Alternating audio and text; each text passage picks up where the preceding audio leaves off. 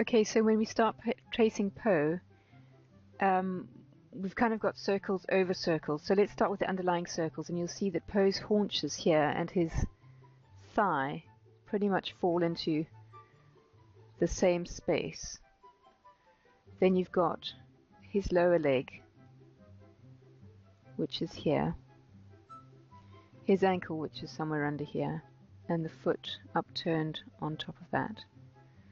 Then you have his lower buttock, like that, which actually goes behind his belly, but that's hidden because his belly comes round here. Then the lower leg again, and a foot. Of course, the belly is always this paunchy, obvious circle here, and then up and over the thigh, the hip, and then we bring this out. Then we can go up to this hand. Then we've got an upper arm, lower arm, well, sorry, other way around, forearm and then upper arm. And then we have another hand, forearm, forearm, shoulder, upper arm. And we can just bring this down to draw. So now we're starting to use a combination of circles and lines. Then his face, the most obvious thing is always this. Then there's a circle here which defines the top of his nose. There's this which defines his chin. Oops.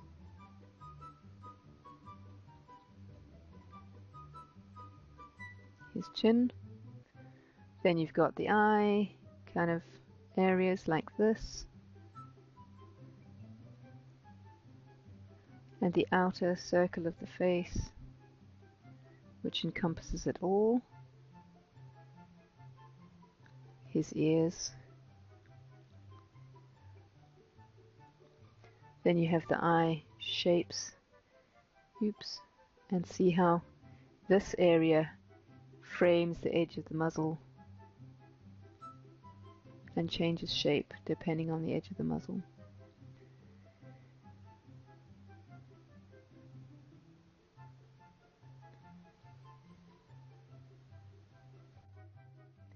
And then having got the underlying circles, it's time to look at the ones that go over the top. So then you've got this circle here to define the curve of how his pants go, and this one as well, which defines the bottom of his pants and the top of his strapping. Here we go with a circle that defines his strapping.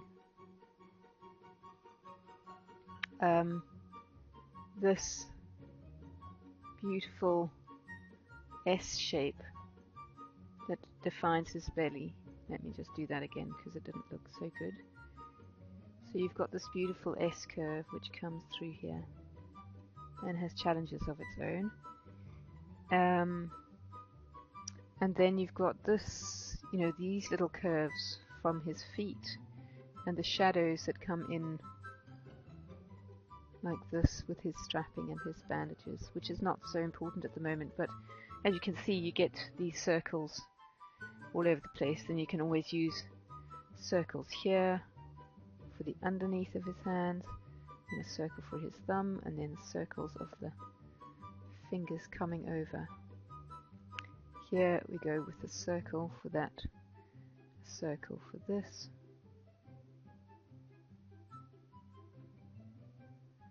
So you can see there's circles for the underlying anatomy and then circles which define how the clothing sits.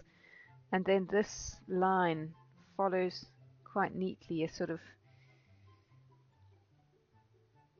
that here between the two circles you get this line of his pants, and then you get this which is like the crotch seam of his trousers, and various other bits which are not so very important.